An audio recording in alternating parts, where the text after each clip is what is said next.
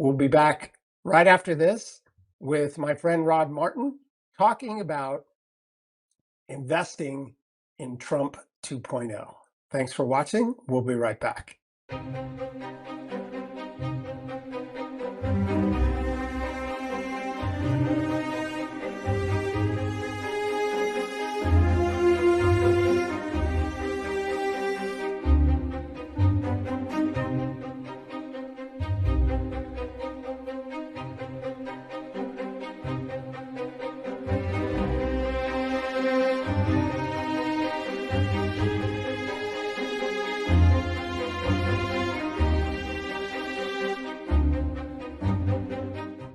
Welcome back, everyone.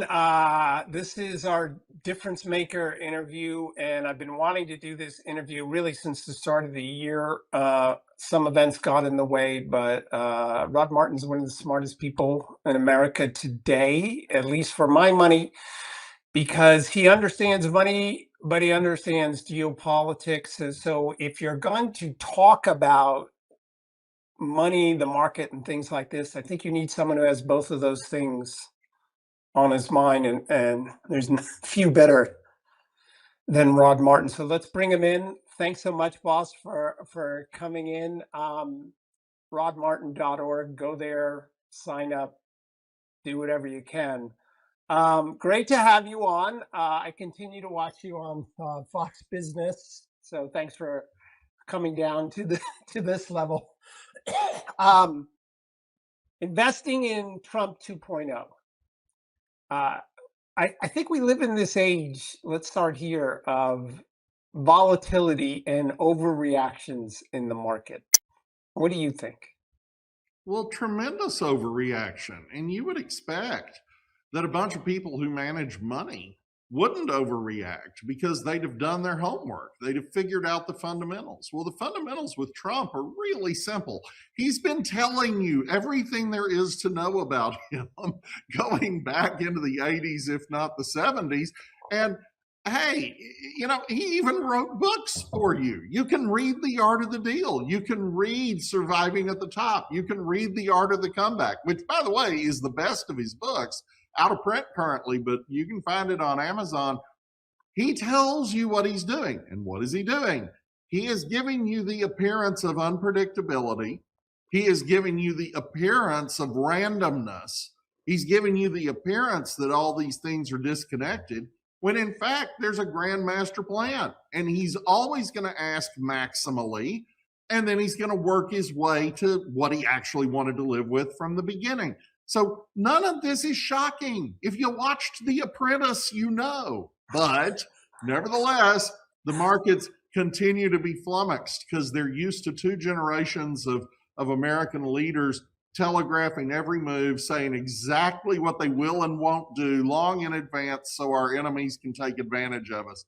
Trump's just not going to play that game. All right, you used an interesting word there, fundamentals. Earnings were good, yeah, but the market seems to, I think, overreacted to Iran. I get instability in the oil market, although there's more than enough oil for American companies. I say that because it's not as if the Mag 7 needs to worry about oil, right? America has it. So if the fundamentals are so good, what is in the minds of these money managers that they're willing to dump stock instead of stay still?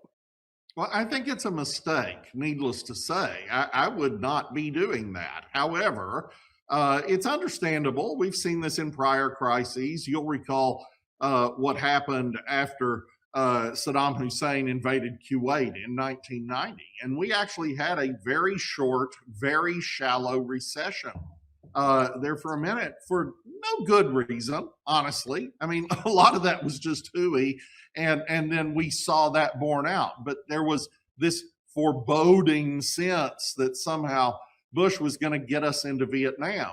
And they had the wrong Bush. That was actually W. They were mistaken. But nevertheless, you know, Trump isn't going to get us into Vietnam. He's not going to get us into Iraq or Afghanistan. Trump is going to deliver shockingly short, sharp American power in an overwhelming fashion. We saw it in Venezuela.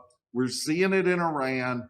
And he's going to let the people on the ground sort it out. In Venezuela, that means a ton of oil coming online that had been offline already, because Delcy Rodriguez isn't stupid. And she knows that if he can take the Maduros and put them in a jail cell in New York, he can dang sure do the same thing to her and to anybody who comes after her. So they're not idiots. They know what they're dealing with, and we'll get to a free and fair election that is actually properly counted, and the opposition is going to win. It's just a matter of when. Iran is different, but it's not that different. And one of the biggest news items today, everybody's focused on the oil tankers getting hit in the Gulf.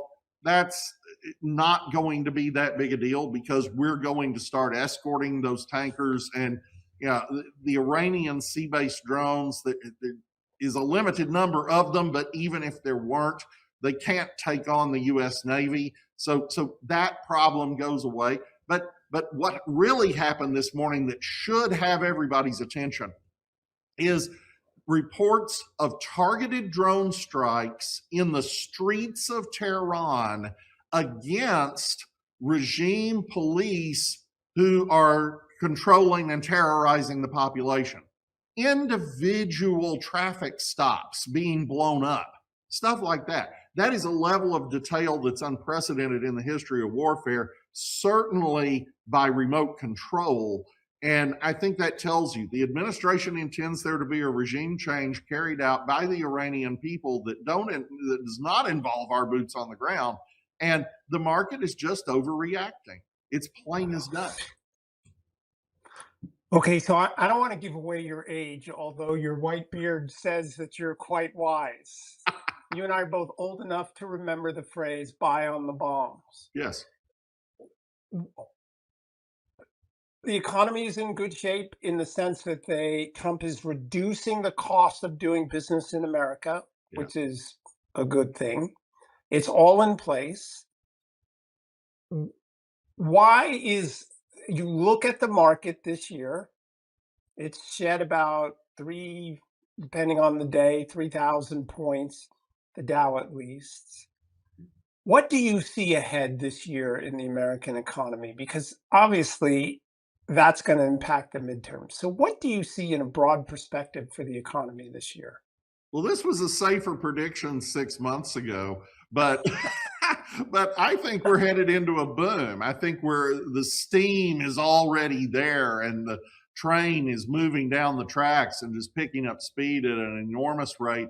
And Iran is a distraction from that, but it's part of the overall global puzzle going forward. So here at home, our friend George Gilder will tell you that as much as he hates the tariffs, tax cuts and tax predictability are vastly more powerful and have been shown to be so over the last 40 years than anything else that you can do in the economy. And so he's very bullish on this, as I am, and I know Art Laffer is, and I know Stephen Moore is, and I know Larry Kudlow is, because we are in the best tax regime we've been in my adult lifetime. And I believe if the president does well in the midterms, we can get even better than that. But regardless, that's a big part of it. Second, I actually think the tariffs were a great idea, even though I'm a free trader, because I have always said what we have is not free trade. What we have is a lopsided tariff regime that favors everybody except the United States, deliberately constructed to get over the destruction of World War II. We wanted to stand up our allies and some of our defeated enemies so that they could resist communism. And we set up an entire global order that America subsidizes. Now, we get benefits from that, God knows, we could list those for a while, but it still is ridiculous on trade. So much so that until this past year, Germany was charging us 4 times the auto tariff we were charging them. India was charging us 100% on Harley Davidson. Canada, 280% on dairy. That's an embargo. You're not calling it an embargo because that's an act of war, so you don't use that word. But a 280% tariff on cheese means nobody buys the cheese. So, these are absurdities. And what Trump has done is he has forced people onto a more level playing field that results in a long-term incentive to negotiate tariff rates down. And he said himself at the G7 in 2018, I'm a Wharton guy. I understand that the optimum trade barrier is 0, but you guys won't do it with us. So we're going to deal with you. Well, we're dealing with them now. And what that has done is it's incentivized a tremendous amount of construction in the United States, of manufacturing capacity we were told could never come back. That $18 trillion in investment from outside the country is very real. That's almost 2/3 the size of the entire US GDP. It won't all be here this year, but a lot of it will be here this year. And we will see an ongoing boom that will not actually be that dissimilar from Reagan's. All right. Well, I like that because Reagan had several quarters where growth was above 6%. And that's one of the reasons why the senior Bush won the presidency, which is actually really rare for a vice president to win that. All right. So let's translate that into the market because, as your friend Charles Payne says, because we all want to make money, right? So I'm going to bring up a chart here, which I have talked about over the years. And Annie, if we can bring this first chart up, the Dow Jones performance in midterm election years. The midterm years are all circled. Mm-hmm. And quite honestly, from my opinion, they look like they constantly go sideways in midterm years. And the real pickup is once the presidency is decided, then it can move forward. So we're in a midterm year. And if we go to the next chart, we've seen so far in 2026, well, that looks pretty sideways to me. So you're on Fox Business talking about the markets all the time. So I got a lot of money in the market. I got a lot of money in cash too. So care to comment on my hypothesis that midterm election years go sideways until things are sorted out? Well, we did just see, this overreaction to Iran. So can the market screw this up? Sure. I wouldn't be shocked by that, but I think they're missing the story, and I think they're missing a lot of buying opportunities. I don't necessarily think that we're going to have a normal midterm year, and there's several things in play there. One is the number of changes in election laws around the country are really quite remarkable, and many of them actually favor more honest elections. That clearly benefits Republicans. We ran an article this morning that Alexander Muse wrote about how the census was rigged in 2020, using statistical analysis and just ridiculously unconstitutional efforts to avoid the Constitution's requirement for an actual enumeration. What did that do? Well, long and the short of it, it's a 3,800 word article going in depth on it.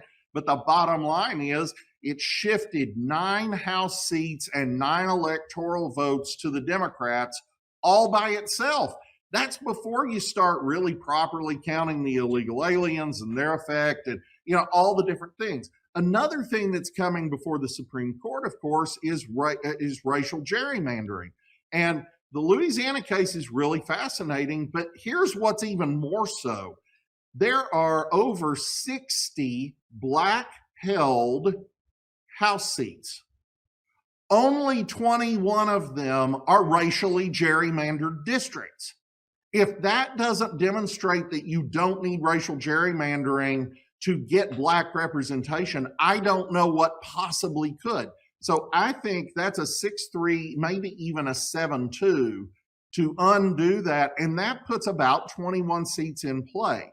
My guess is, knowing that a decent number of those are in Texas and obviously Louisiana and certainly Florida, I think we've got a decent chance then of drawing a more honest redistricting map. And net, I think we end up with real House gains in November.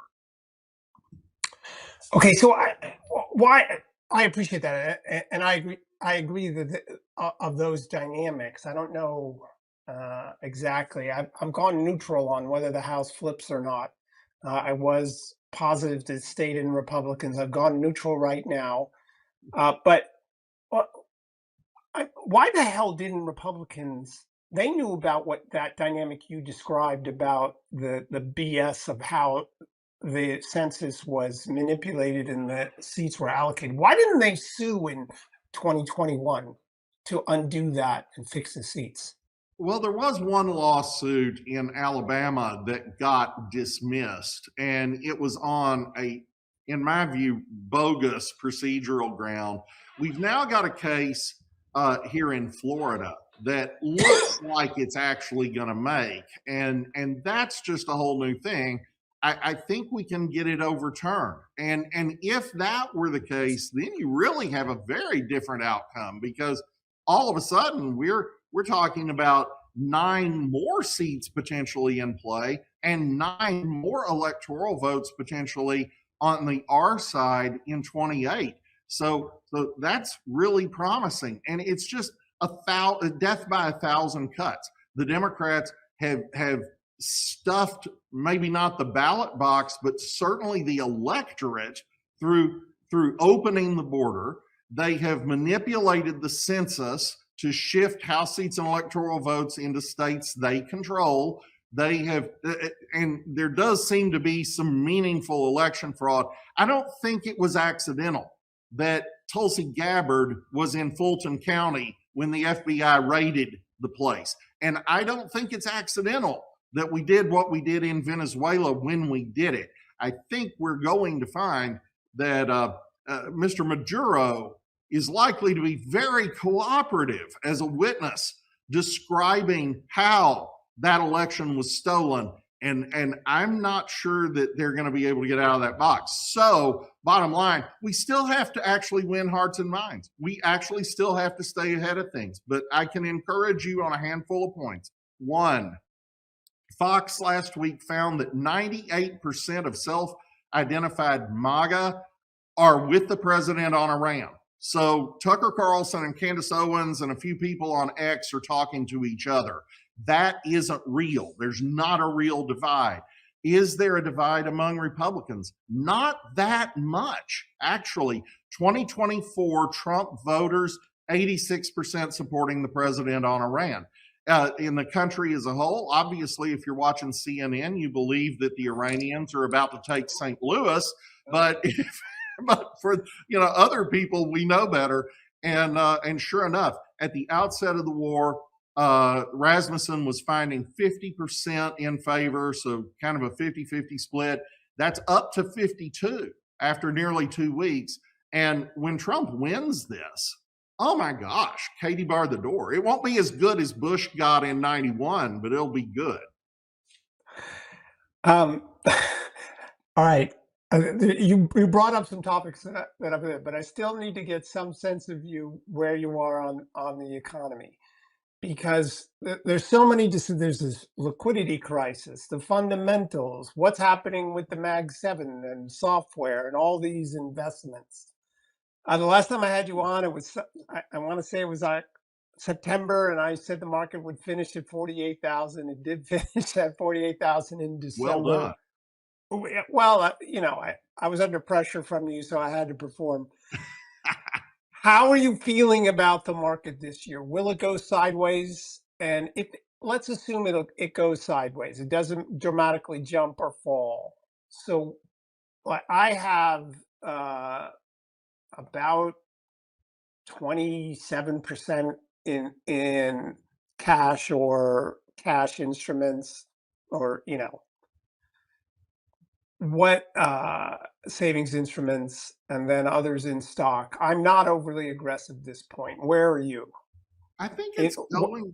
I think it's going to be hard to deny the magnitude of the economic growth by third quarter. I don't think that's going to be very deniable. So the outlier is, how bad will the media lie about everything so that they can get their team over the top in November? Well, you know the answer to that. They're just absolutely going to prove beyond a shadow of a doubt that the Death Star is about to blow up Alderaan at every moment.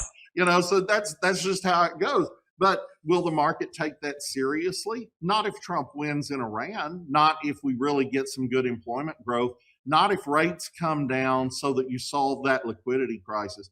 Another really interesting thing that's popping up, you mentioned it just briefly on AI, we're seeing tremendous productivity gains. And when you understand, AI really hasn't penetrated American industry that much yet. The gains we're seeing are really quite remarkable, and all the more so in this. As I predicted, I've been saying this for years, it's not killing jobs. It's making jobs much more productive. So if you have a task-based job that can be taken over by a machine, then yeah, you're toast. I mean, basically, you're a sharecropper in 1880, and tractors are coming. But all those sharecroppers aren't in a bread line. All those sharecroppers went and got a better job. They got some training so that they had more skills, and their standard of living shot up. That's what we're seeing with AI. AI is a tremendous tool. It is not a person. It is not sentient. Again, George Gilder's been saying for decades, computation is not comprehension. And if you work with AI as much as I do, you know this is a really amazing tool that really doesn't know anything. It certainly can't reason. It can't create. So if I use it for something, I have to direct it. And so the human function becomes more and more important the more powerful the tool is. And I think we're going to see some productivity gains that just knock people's socks off over this year, and then even more the next year, and even more the next. So good you transitioned to that, because I was going to bring up, if we can bring up a graphic real quick. This was your recent post about AI, so you went to it. So I have for years, interested in your reaction to this statement I'm going to make. I have for years said a couple of things. One I know you're going to agree with, but I've asked Forbes, Moore, Laffer, and everybody this question. Look, if you had a horse-drawn carriage, you decried the automobile, and nobody even knew what an automobile really was. And now it's 20% or 18% all associated industries of the economy. Mm-hmm. Computers, they were going to displace everything. Now their tech is what percentage of the economy, right? Oh, yeah. We have no idea what the economy is going to be like when you finally reach 60 years old in 20 years, right?